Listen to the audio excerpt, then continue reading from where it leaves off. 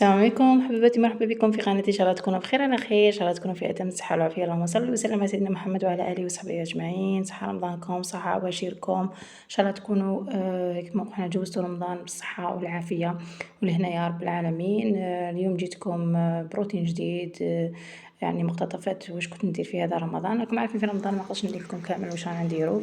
يباكم مره نخطف لكم عفسه ولا وسيط ونصورها، قلت نجمعهم لكم كامل في فيديو واحد. كيما تشوفوا انا عادي بطه مشرشمه غليتها عادي، ربيتها ومن بعد عمرتها بالفرماج ودرتها في لافارين كما راكم تشوفوا هنا خياتي. وصفه سهله ماهله، شوفوا معايا ونحكيو مع بعضنا. توحشتكم بزاف، ان شاء الله تكونوا جوزتوا رمضان هذا بالصحه والعافيه، وان شاء الله من المزيد من الاجر والثواب مغفره ان شاء الله يا ربي. اللهم تقبلهم منا يا ربي، ان شاء الله ربي يتقبلوا منا. ما تنسوش خياتي الصدقات يعني في هذا رمضان، يعني اجرها يضاعف، كل حاجه تضاعف في شهر رمضان. الحسنه تضاعف، كل حاجه راهي تضاعف في شهر رمضان. يبقى واحد قد ما يدير الخير، قد ما يصدق، قد ما ما احنا يسعى الى يبادر بالخير، ربي حيضاعف له في حسناته ومامته. كما نقولوا حنايا نتقربوا من ربي سبحانه.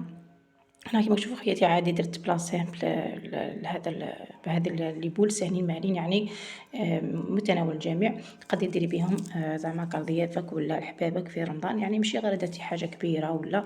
وكاين خياتي حاجه نتولهوا ليها، يعني من ذاك نطيبوا حاجه تبقى لنا وكامل تغيظني. انا من ذاك نطيب هكا بزياده وتغيظني بزاف، باسكو الماكله تبقى هكا عندي مدالهم بعد الفطور، ما منحش نمدها لجاراتي مور الفطور.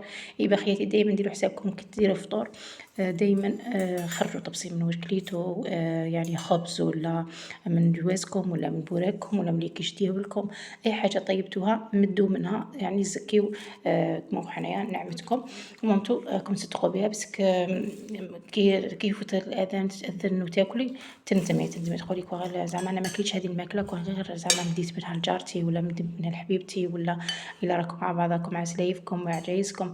يعني دائما تفكروا الغير، بس حاجه ما تفكرش في حاجه ما تدوم غير الخير، وما يهدر من وراك غير خيرك ولا فعلك. بس الانسان كل شيء يروح من عنده، يبقى غير العمل الصالح ولا ولد صالح يدعو له وعلم ينتفع بهذا، واش يبقى لنا كجاريه كصدقه صدقه جاريه مورانا. يعني هذو هما اللي يبقاونا مورانا، حاجه ما تبقى مورانا. وانا خياتي هنايا كما تشوفوا هنايا راني شاركتكم، كنا درنا عراضه في دارنا، يعني ايامات جوزتهم في دارنا رمضان. درنا عراضه وكنا انا خياتي كامل تعاوننا، درنا شطحه بالقرن والجلبانه، ودرنا كما تشوفوا هنايا واسمو حمل حلو وشطحه. وهنايا دجاجه محمره انا طيبتها خياتي كما شفتوني طيبتها كومبلي وعاود حمرتها ودرتها، قسمتها على زوج ودرتها في زوج طوابل. كانوا جبابه الله يبارك عرض جماعه تاع الجامع، أئمة تاع الجامع وكذا وكذا، عرضهم ودار لهم. وكل مرة وكيف مرة عرض تاع واحد اللعيبة ثانية أعرفهم، يعني عراضة لما إن شاء الله تكون صدقة مقبولة يا رب العالمين. كما قلت لكم خياتي في هذا رمضان، يعني حاجه مليحه في انه الانسان شوط هنايا تكثر بزاف، يعني صدقه بالماكله. يعني احنا معروفين تقدر تقبل المال، يعني مش شرط غير درت الماكله. زعما الزوج ديالك يقدر يصدق 50 برا 100 حطها في الجامع منا ومن هي، وانت في الدار انت تاني اللي كيديري واش عندك في الدار، واش عندك زعما هكا زياده ولا صدقي. ما تخليش معناها ما تشدش يدك طلقي اختي، كون ما طلقي يدك هيدز لك بركه في مالك وفي رزقك وفي النعمة اللي تدخل عندك. بس على بالنا نحنا ناكلو كامل، ما كل شيء يزول. وانا كما تشوف خياتي هذه طاوله ما شاء الله اللي درناها في العراضه عند في دارنا لاصحاب الجامعه هكا بعض الائمه وناسهم كامل مع بعضهم. يعني كانوا واحد تقريبا واحد 10 عيبات هكذاك، ما نغلطش كامل دار لهم بابا عرضه. يعني درنا واحد، انا اللي حضرت هذه العرضه، واحد العرضه دوزيام، والاخرين كانوا يحضروا فيهم خياتي. هذاك شوط كي عرضنا حنايا ونديروا اللمه نطيبوا العرضه ديال اللي ديرها بابا ومامتو. حنا رانا معروضين ومامتو حنا والازواج ديالنا في رمضان هكذا يدير بابا. بس الام ديالي ما تقدرش كبيره، يبقى بابا يلبنا حنا خيات، ومنها راه عارضنا ومنها رانا نديروا له عارضه. كما شفنا خياتي في هذه في المنزل ديالي في داري درت واحد الخبيزات هكذا سامبل، لاغوسات تاعهم نديرها لكم خياتي، ندير بها لي كيش ندير بها لي سوفلي، ندير بها كلش، يعني لاغوسات سامبل. وكما تشوف خياتي وتفرحي بها احبابك. كما قلت لكم خياتي هذا رمضان يعني حنايا تشتهر فيه الصدقه بالغذاء، يعني بالماكله. ولو كما نقولوا حنا اللي عندك في الدار صدقي. كيما انا زعما درت 4 خبيزات، خبزه ولا زوج. يعني شوف خياتي أنا ما نكذبش عليكم شغل تحسيها فريمون عندك الحمد لله، بصح كيما داك تجيك حاجة من برا كتجيك حلوة، من داك تكوني شغل هاكا تبقى تجيك ليكش بلا ما تشقاي، يعني 2 حبات 3 كيما انتِ تفرحي بحاجة يمنتها لك هاكا جارك ولا حبيبتك تفكرك، أنتِ ثاني تفكرك وتفرحي بها، يعني صدقي يعني ماشي غير زعما راه لقيتي اللي ما عندوش ولا ممكن تبادلي مع صاحبتك ولا حبيبتك ولا مع جارتك راكي ديجا خرجتي على دارك، زكيتي على دارك. هذه هي خياتي صداقات بزاف صداقات، وهنا نكثروا خياتي من قراءة القرآن والاستغفار. اللهم اهدنا وثبتنا يا أرحم الراحمين. يعني رمضان هذا إن شاء الله ربي يتقبلوا منا برك هذا واش نقولوا، يهدينا ويصلح أحوالنا أجمعين ويحفظنا أولياءنا وأولياء الوالدين ديالنا. إن شاء الله يا رب العالمين. اللي راهم حيين ربي يطول في عمرهم ويحفظهم لكم، واللي راهم ميتين نقول لهم اللهم ارحمهم. كما نقولوا الدعاء المجمل اللهم ارحم المؤمنين والمؤمنات الأحياء منهم والأموات، يعني الرحمة تجوز على الحي وعلى الميت. حنا تاني كان ربي سبحانه يرفد علينا رحمته ما بقى لنا والو في هذه الحياة. واش نقول لكم خياتي، ادعيولي ادعيولي ادعيولي من خالص الأماني أنه ربي كما نقولوا حنا يحفظ لي الزوج ديالي ويحفظنا لبعضنا ويهنينا ويعطينا ذرية صالحة إن شاء الله يا أرحم الراحمين في هذا الدعاء في هذا رمضان، لأنه دعوة 40 شخص مستجابة. هذا نطلب منكم خياتي، نطلب منكم تدعوا لي الهنا إن شاء الله لهنا والذرية الصالحة إن شاء الله يا رب العالمين، ويدوم جملنا وشملنا أنا والزوج ديالي وليكم أجمعين إن شاء الله يا رب العالمين. كما تشوفوا أنا خياتي ديال العروس اللي قلت لكم عليها نديرو من غير خميرة تاع خبز كبيرة ومغرف سكر وشوية ملح وكاس ونص حليب، ولا تقدري ديريهم كاس ونص ماء دافي وتخلطيهم مع بعضهم وتضيفي لافارين حتى وين تشكل لك عجينة، تكون عجينة متماسكة يعني تكون شوية طرية، تخليها تخمر مرة ما تعاودي طيحي هذاك الخمير وعاودي تخليها تخمر وتطيحي هذاك الخمير، ومن بعد خيالي شكلي بها واش تحبي ديري بها لي سوفلي ديري بها بيتزا ديري بها لي كيش، يعني عندنا عجينة هذه معتمدة عندي ندير بها كلش ما نبدلهاش تجيني شابة بزاف، ندير بها لي بيتزا ندير بها لي كيش، يعني اللي نديرها بها تخرج شابة وتخرج لي بوكو بليس شابة بالحليب، كي نديرها بالمشوي تجي ناشفة مي بالحليب تجي بزاف شابة. هذه يعني نقولها لكم من عندي. كما قلت لكم خياتي هذا واش نقول خياتي كان كذلك عندنا واحد الموضوع بزاف بزاف بزاف يقول لك جبر الخواطر، يعني باش كيما عباكم شحال صعيبة تكسري واحد خاطرو وشحال بزاف مليحة كي تتجبري بخاطر واحد، يعني الإنسان يسيي لو ماكسيموم لو ماكسيموم ما يكسرش بخاطر الآخر، باسكو كسر الخواطر بزاف صعيبة تقتل توجع، يبقى الإنسان لازم يحافظ على لسانو ويحافظ على واش ينطق من فمو، كيما تقول ماما الكلمة كي رصاصة إلا خرجت ما تعاودش تولي، يبقى الواحد يسيي لو ماكسيموم في الزعف ديالو يشد روحو ويشد روحو من الغضب، باسكو علاه إلا خرجتي كلمة ماشي مليحة للآخر لوطخ يكون سورتو إلا كانت حاجة كيما نقولو حنايا بوان نيجاتيف ديالو ولا حاجة تقيسو بزاف وتقيسيها له في وقت الغضب، يعني حتأذيه وتكسري له خاطرو سورتو إلا مكانش يستناها منك.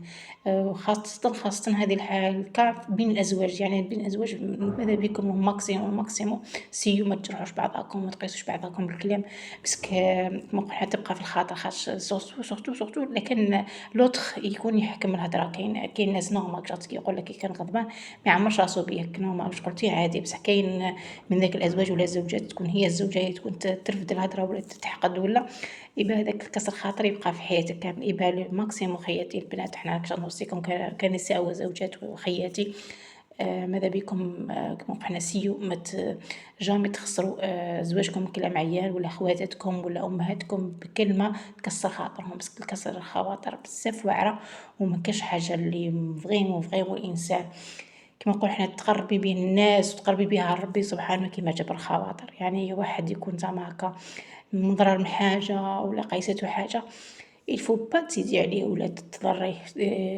ماذا بيك اختي تلقاي الفرصة أنك تجبري بخاطر الناس، باسكو إلا جبرتي بخاطر الناس هذاك هو الصح في الدنيا هذه، باسكو نتي كما حنا نقولوا كاين داك حنا نفقدوا هذاك جبر الخاطر، يعني نتمناو كش واحد يجبر بخاطرنا، يبقى باش يجبر الناس بخاطرك لازم انت تاني تكوني تمدي انت تكوني تجبري بخاطر الناس، انت تاني تكوني تحسي بالناس باش حنايا هذه ترجع لك، يعني حتى مع الزوج ديالك تكوني تجبري بخاطرو، تكوني ما تقيسيش بالكلام ما تجرحيش بالكلام، هو تاني يجبر بخاطرك ويقيسكش بالكلام ويحن عليك وتحني عليه. واش نقول لكم خياتي ما نهضرش على الناس، كاين ناس ما نهضروش عليها، كاين ناس صح أنتِ تجبريه بخاطره وهو ما يجبرش بخاطرك. نهضروا على الناس العاديين، يعني ما نهضروش على الناس اللي زعما هُما قد ما ديري فيهم الخير وما تلقايش هاذيك كاينة الماكسيموم. خياتي باش زعما كيما نقولوا حنايا تتوطد العلاقة بين الزوجين، لازم كيما نقولوا حنايا تكون شوية عليك شوية عليه، ولازم تكونوا كيما نقولوا حنا التغافل، لازم واحد يتغافل شوية، ماشي حاجة اللي يشوفها يهدر عليها ولا يسيي كيما تقول ماما يسيي ما تشوفيش ديك الحاجة، يسيي فوتي يسيي كذا ومن بعد باش تهضري. وكذلك خياتي كيما نقولوا حنا ميساج للأزواج كذلك، معناها ماشي معناها المرأة كي تغلط في حاجة معناتها خلاص الفو با راح تصلح منها ولا الفو با أنها إنسانة مليحة. يعني ولا خلاص سي بون العلاقات خلاص، لا يعني الدنيا هذه فيها أخطاء وفيها نخطئوا ونصيبوا ونخطئوا ونصيبوا حتى وين نلقاو أرواحنا ونتعلموا من هاد الدنيا. كيما يقولوا حنا الزواج ماهوش زعما نهاية الحياة، ولا كيما نقولوا حنايا خلاص بيت الزواج هو بداية الحياة، بداية المسؤوليات، بداية العلاقات، بداية حياة جديدة، ناس جداد، عقليات جديدة. يعني أنا جو بونس هنايا هذا في الكا هذا اللي تنضر بزاف هي المرأة، أنا جو بونس باسكو عليها الزوج راهو في دارهم وراه مع عايلتو، راه مع عقلية ناسو، راه مع لونطوراج تاعو، راهو يبقى مع صحابو بس المرأة تتبدل بزاف حفايس سورتو إلا كانت راحت بلاصة بعيدة. يبقى شغل أنا رسالة للأزواج كاملين ولا للناس اللي زعما تجيهم طفلة بعيدة ولا يحافظوا عليها، باسكو الطفلة راهي ديجا بالك راهي تبدل لونطوراج، راهي تبدل العقلية، راهي تبدل النفسية ديالها، راهي تبدل تروح تخلي ماليها تروح لناس جداد، حباباتي بعد عليهم، لونطوراج تاعها بعيدة عليه. يعني الضغط كامل راهو على الزوج، نكذب عليكم كذب في الزواج المرأة هي تضغط أكثر من الزوج.